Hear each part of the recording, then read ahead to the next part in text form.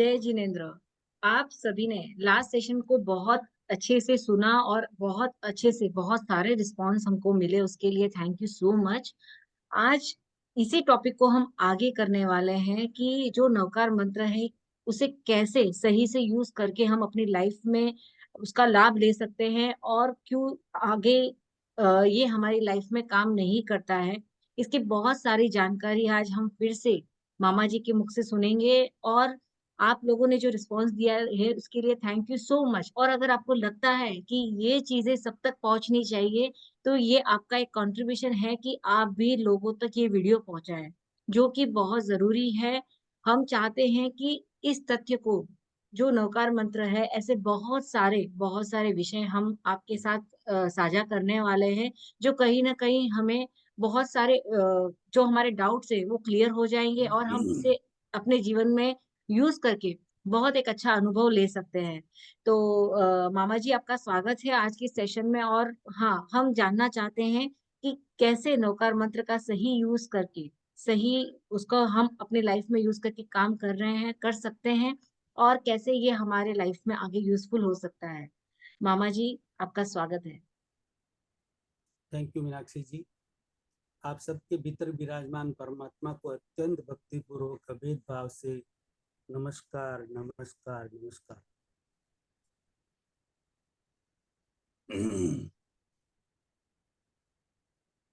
मुझे खुद को पंचेंद्रियों से परे इंद्रियातीत अतीन्द्रिय ज्ञान प्राप्त है। उसकी वजह से प्रज्ञा जागृत होने से लाखों करोड़ों लोगों का आत्म अहित हो रहा है, ऐसा मुझे स्पष्ट रूप से दिख रहा है। उस आत्म अहित को आत्महित में कैसे कन्वर्ट किया जाए, उस प्रज्ञा परिसह की वजह से बहुत सारे रहस्यों को उजागर करने की प्रबल भावना प्रकट हो रही है। मैं खुद का आज से 25 साल पहले मैंने खुद ने अपने आप को सिमट कर सिर्फ नवकार मंत्र पर ही केंद्रित कर दिया था और 100% नवकार मंत्र पे ही मैं साधना करना, जाप करना, ध्यान करना चालू कर दिया। और कुछ महीनों बाद मेरे जीवन में जो मैंने मतलब बाहर कुछ थोड़ा अलग देखा, तो अपने आप को सिमेट लिया कि बस मुझे नवकार मंत्र पे ही, क्योंकि मुझे तो मोक्ष में जाना है, मुक्ति चाहिए मुझे, तो उसी पर मैंने शिफ्ट कर लिया कि इससे ही मेरे को मुक्ति मिलेगी, क्योंकि इसके अंदर तो कोई अशुद्धियां है ही नहीं, ये प्योर है, शुद्ध है, इससे मुझे मुक्ति मिल जाएगी।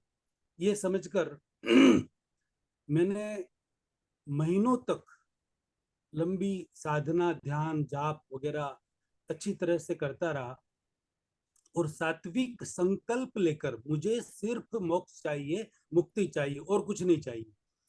ये करने के बाद जब कुछ महीनों बाद सिर्फ नवकार मंत्र के अलावा किसी के स्वप्न आते ही नहीं थे, इतने स्वप्न आने लगे, क्या करना कैसे करना वो, और देवी देवता खुद आकर समझाने लगे कि आप जो मंत्र कर रहे हैं वो आपका लगभग सिद्ध हो गया है। अब आप इस मंत्र का इस तरीके से उपयोग कर सकते हैं। जैसे सिर्फ एक दो एग्जाम्पल देना चाहता हूँ, इससे सैकड़ों एग्जाम्पल है मेरे पास। कि भाई आप यदि जंगल में चले गए और सामने कोई हिंसक प्राणी आ गया, सिंह वगैरह कोई भी, तो आप इस तरीके से इस मंत्र के इस तरीके से आगे ये लगा के सिर्फ 5 बार बोलो और उसके ऊपर फूंक मारो, तो वो प्राणी आपको कुछ नहीं कर सकता। दूसरा एग्जाम्पल, यदि आप कहीं रात को अंधेरे अंधेरे में इधर उधर कहीं जा रहे हैं, डर लग रहा है, कोई अदृश्य शक्ति आपके सामने आ गई, तो आप ये बीजाक्षर लगा के आप बोलो, तो वो शक्ति अपने आप हट जाएगी, चली जाएगी। इस तरीके से बहुत सारे प्रयोग मुझे देवी देवताओं ने बताए। तो मैं जो समझ रहा था कि मुझे ये सब अच्छा, ऐसे अनेकों अनेक प्रयोग बताए, ये ऐसे करने से ऐसा होगा, ऐसे करने से ऐसा होगा। तो मैंने समझा कि भाई ये क्या हो रहा है मेरे साथ, मुझे तो मोक्ष चाहिए, ये तो सिर्फ संसार में घूमने की बातें हो रही है, तो मुझे तो ये नहीं चाहिए। तो कुछ महीनों बाद, 6-12 महीने बाद, फिर नवकार मंत्र की साधना मैंने बंद कर दी। बंद करके फिर मन में था कि नहीं, मुझे और कुछ चाहिए जिससे मैं आत्मा मुझे मिले और मैं मुक्त हो सकूं और मोक्ष में जा सकूं। ये मेरे लिए सफिशिएंट नहीं है। तो कहते हैं कि जहाँ चाह होती है वहां राह अपने आप मिल जाती है। तो ऐसा मुझे कुछ उस समय मिल गया कि मेरे आत्म कल्याण में, मुक्ति में सहायक हो सके, वैसा मुझे कुछ रास्ता मिल गया मतलब। मामा जी, लेकिन जैसे आप कह रहे हैं कि आपको जो भी देवी देवता ने इशारा दिया, ये जो भी दिया, तो ये भी तो नवकार मंत्र जब आप जाप कर रहे थे तो उसी की वजह से हुआ। बिल्कुल उसी की वजह से हुआ और बहुत अच्छा हुआ। और बहुत कुछ मैं नहीं कह सकता, इतने इतने मुझे अनुभव हुए और इतनी इतनी शक्तियां मुझे अर्जित हो गई। लेकिन उन शक्तियों को यदि मैं उपयोग करूं अपने लिए और किसी के लिए, तो मैं सिर्फ 84 के चक्कर में फंसा हुआ ही रह सकता हूं, उससे आगे नहीं निकल सकता। ये समझकर मैंने उसको वहां पर स्टॉप कर दिया और अपनी आत्मा के मार्ग पर आगे निकल गया। तो मैं आज बहुत मैं अपने मुंह से मतलब नहीं कह आपका सकता, कहने का मतलब, लेकिन इसका मतलब ये हो गया ना कि जो नवकार मंत्र है, अगर हम ये सोच के करें कि ये हमें पाप मुक्त कर देगा, ये कर देगा, नहीं, ये हमें गाइड करेगा, ये हमें आगे लेकर जाने में हेल्प करेगा कि आपको अपनी आत्मा के किस लेवल पे कैसे काम करना है, आपको एक रास्ता वो बताएगा। वो रास्ता भी अपन एक बार नहीं कह सकते, वैसा रास्ता भी नहीं मिल सकता उससे। क्योंकि मतलब मंत्र सिर्फ मन को ही तर करते हैं, मन से आगे उनकी पहुंच नहीं है किसी भी मंत्र की। ये मैंने खुद ने अनुभव कर लिया। तो फिर ये पूरी डिटेल में आगे मैं पूरी बात करूंगा, समझाऊंगा बात आपको। लेकिन फिर आत्म मुक्ति के लिए मतलब मुझे दूसरा रास्ता मिल गया और अच्छी प्रगति उसके अंदर हो रही है। दोष, गुनाह, गलतियां, पाप वगैरह सब हम खुद करते हैं और किसी की आशा रखें कि वो हमारे दोष दूर करे, पाप दूर करे, ये असंभव बात है। ऐसा कभी नहीं हो सकता। हम खुद करें तो हमको खुद को ही इसे दूर करना पड़ेगा, कोई रास्ता नहीं। हमारे सारे चारित्र आत्माएं दूसरों के दोष पाप दूर कभी भी नहीं कर सकते। वह खुद तो अपने खुद के पाप पुण्य कर्मों की लगभग संवर रहित, बंद सहित निर्जरा करने की साधना में लगे हुए हैं, पुण्य का उपार्जन कर रहे हैं। दोष दूर कैसे होते हैं, कौन से होते हैं और कौन से नहीं होते, यह रहस्य भी जानते हैं। पूर्व भव के जितने भी पाप पुण्य के कर्म है, उन्हें हमें भुगतना ही होगा। वह किसी भी हालत में दूर नहीं हो सकते। उन्हें दूर करने की, नष्ट करने की कोशिश करना रेगिस्तान में नाव चलाने बराबर है। इस भव में हमारे जो दोष हुए हैं उन्हें दूर किया जा सकता है, नष्ट किया जा सकता है। पहले दोष को स्वीकार करना, उसका प्रायश्चित, पश्चाताप, आलोचना करना, उसका प्रतिक्रमण, माफी मांगना और ऐसे दोष दोबारा नहीं करने का प्रत्याख्यान करना। इस तरह करने से हमारे दोषों का, पापों का निवारण हो सकता है, दूर हो सकते हैं, नष्ट हो सकते हैं। पापों को हम पुण्य में भी कन्वर्ट कर सकते हैं। यदि हमें कंप्लीट दोषों को नष्ट करना है तो हम कर्म करते हुए अकर्म दशा में, अकर्ता दशा में आना होगा। तभी जाकर हम 100% संवर पूर्वक सारे कर्मों की निर्जरा कर सकते हैं। कर्म करते हुए अकर्म दशा कैसे प्राप्त होती है उसे भी हम आगे जानेंगे। मुझे जैन धर्म के सब आचार्यों के दर्शन करने हैं। दर्शन करके नमस्कार मंत्र व बहुत सारे सैकड़ों विषयों पर अनुरोध करना है, और वो मैं जल्द ही दर्शन करूंगा और अनुरोध भी करूंगा। सारे धर्मों के सारे मंत्रों पर भी सारे धर्माचार्यों से, उच्च पदस्थ गुरु भगवंतों से भी मुझे विनम्र अनुरोध करना ही है, और उनके भी मैं जल्दी ही दर्शन करूंगा। सिर्फ एक नवकार मंत्र पर ही नहीं, पूरे सनातन धर्म के सब मंत्रों पर, सब स्तोत्रों पर भी सबके सबसे बात करनी है, और बात करके जितना परिवर्तन बदलाव हो सके उतना परिवर्तन बदलाव लाने की मुझे पूरी कोशिश करनी है। ये और वो एक सोच हम बदलाव की इसी स्व से मिलन से हमने शुरू किया है। आप जो भी लेख मामा जी से सुन रहे हैं, ये किसी और के नहीं है। ये इन्होंने अपने जो जो उनके भाव जो उन्होंने उस लेख में लिया है, वो आप सबके साथ शेयर कर रहे हैं। तो ये मत सोचिए कि कोई कॉपी पेस्ट हो रहा है। ये सारी चीजें जो भी ये लेख में आई है, ये सिर्फ इनके द्वारा, इनके आत्मज्ञान के कारण ही इन्हें मिली है, जो हम सभी सुन रहे हैं। हाँ मामा जी। मंत्र सिर्फ मन को तर करता है। इसका संधि विच्छेद करते हैं मंत्र का। मन प्लस तर, यानी कि मंतर, यानी कि मन को तर करता है, वह आत्मा तक नहीं पहुंचता। और आत्मा तक पहुंचे बिना कोई भी मंत्र, स्तोत्र, श्लोक आत्मा को पवित्र नहीं कर सकता। आत्मा के ऊपर कसायों का जो आवरण है वह कभी दूर नहीं हो सकता। ये सबसे बड़ा कारण है कि मंत्र सिर्फ मन को ही तर करता है, उससे आगे बढ़ता ही नहीं है। ये बहुत सारे आचार्य भी मानते हैं, जानते भी है, समझते भी है। सिर्फ उन्हें हमें सही मार्ग बताने की आवश्यकता है। वो 100% जानते हैं, लगभग तो सब जानते हैं। कषाय दूर हुए बिना आत्मा उज्जवल निर्मल नहीं हो सकती। इसीलिए यह सारे मंत्र, यंत्र, तंत्र, श्लोक, स्तोत्र वगैरह 200 पापों को दूर नहीं कर सकते, उनको नष्ट नहीं कर सकते। तो फिर मंत्र से क्या होता है? मंत्र जाप से जब तक मंत्र जाप करते हैं तब तक मन थोड़ा शांत रहता है। जब जाप पूरा हुआ कि जैसे थे पहले, अशांति शुरू। कोई फर्क नहीं पड़ता, थोड़ी देर के बाद देख लेना वो कि वो अशांति शुरू हो जाएगी, कोई फर्क नहीं पड़ता। यानी कि हमें शांति चाहिए, परमानेंट शांति चाहिए, तो उसके लिए अलग रास्ता है।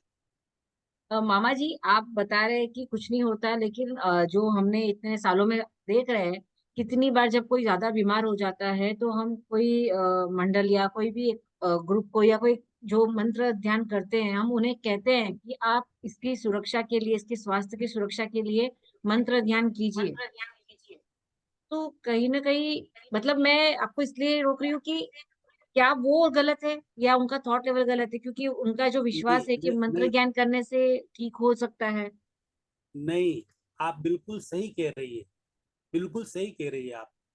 इसका जो आपने प्रश्न किया है उसका उत्तर है मेरे पास। आगे आगे मैं दूंगा, अभी अभी बीच में नहीं दूंगा, क्योंकि मैं थोड़ा सा वो एक लिंक नहीं जरा नहीं, है। हाँ ठीक है, आप कीजिए। मुझे आपकी मतलब ये क्वेश्चन लगा कि जो थॉट लेवल आ रहा है कि जब हम सही और गलत, जो मतलब जो तथ्य है, हम उसको जब करेक्ट कर रहे हैं, तो हम ये जानते हुए जाए कि जो इतने सालों से हम लेके चल रहे थे वो सही है या गलत। मामा जी, आप कीजिए, कंटिन्यू कीजिए। ऐसा भी कहते हैं कि मंत्रों से कुछ काम हो जाते हैं। ये आपका ही प्रश्न आ गया, मतलब इच्छाओं की पूर्ति हो जाती है। यदि ऐसा ही नियम है कि मंत्रों से कुछ काम हो जाते हैं, इच्छाओं की पूर्ति हो जाती है, तो सब इच्छाओं की पूर्ति होनी चाहिए। कुछ कुछ इच्छाओं की ही पूर्ति क्यों? समझ में आ रही बात? कुछ कुछ इच्छाओं की पूर्ति ही क्यों? सबकी इच्छा पूर्ति होनी चाहिए। नियम तो सबके लिए सेम होना चाहिए ना। मगर ऐसा नहीं होता। सैकड़ों हजारों में से किसी एक दो के काम होते हैं।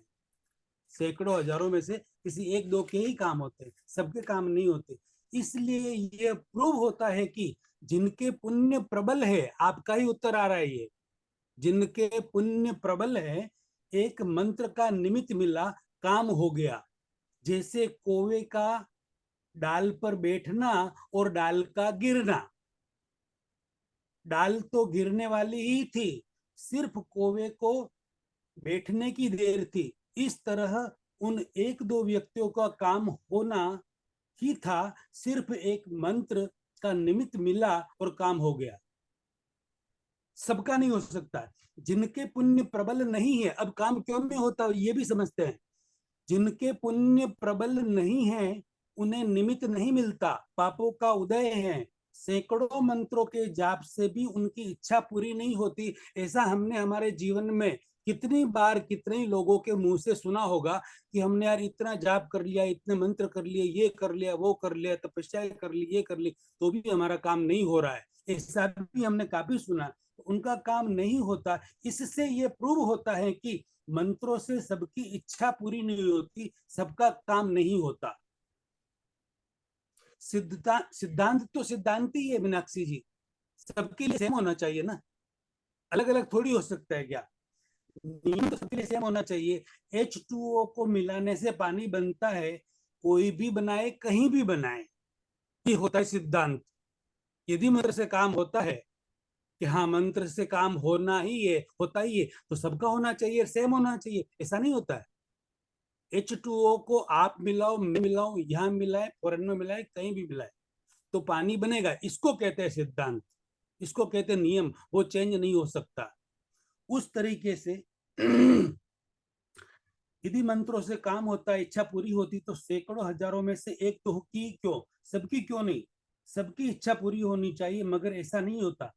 अनेकों अनेक व्यक्ति अपने अपने इष्ट अलग अलग देवी देवताओं को, भगवान को मानते हैं। इसका थोड़ा विश्लेषण किया जाए तो कुछ मूलभूत तथ्य सामने आ जाते हैं। जैसे हम सब व्यक्ति अपने अपने कुल देवी देवता को मानते हैं, कोई भैरव जी को, छत्रपाल जी को मानते हैं। यह सब देवी देवता किसको मानते होंगे, ये प्रश्न कभी नहीं आता मन में कि हम जिनको मानते हैं, भैरव जी, कुल देवी देवता, छोटे मोटे देवी देवता, माता जी वगैरह, तो ये सब किसको मानते होंगे? तो ये सब आपने शायद सुना होगा कि माँ अम्बा जी, भवानी माँ भवानी माता जी, माँ पद्मावती माता जी, इनकी सेवा में 52 भेरू, 52 भेरू, 52 तरह के भैरव होते हैं, 52 भैरव और 64 जोगनियां उनकी सेवा में साथ साथ चलते हैं, साथ साथ रहते हैं। ये इतनी उच्च कक्षा की देवियां हैं।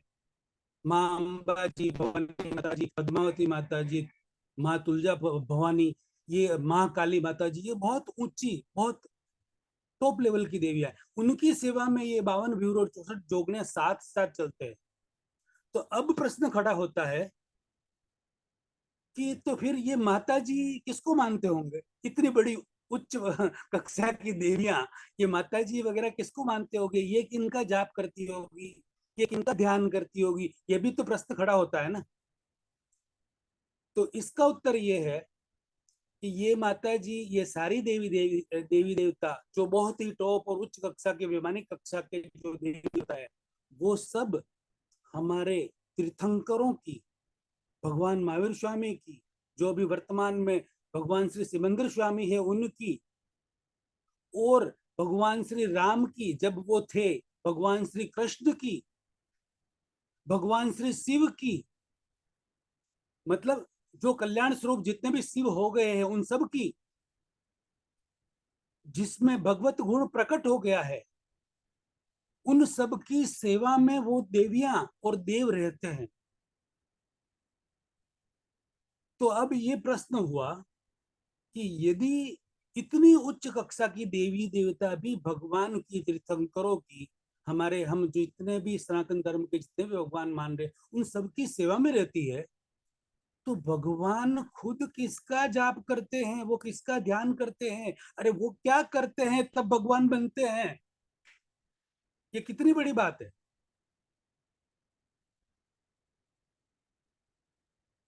अब देखा जाए तो भगवान महावीर स्वामी वो खुद, डिटेल में थोड़ा मैं आगे बताऊंगा, लेकिन अभी थोड़ा सी बात ले लेते हैं कि वो खुद क्या करते थे, राम क्या करते थे, कृष्ण भगवान क्या करते थे।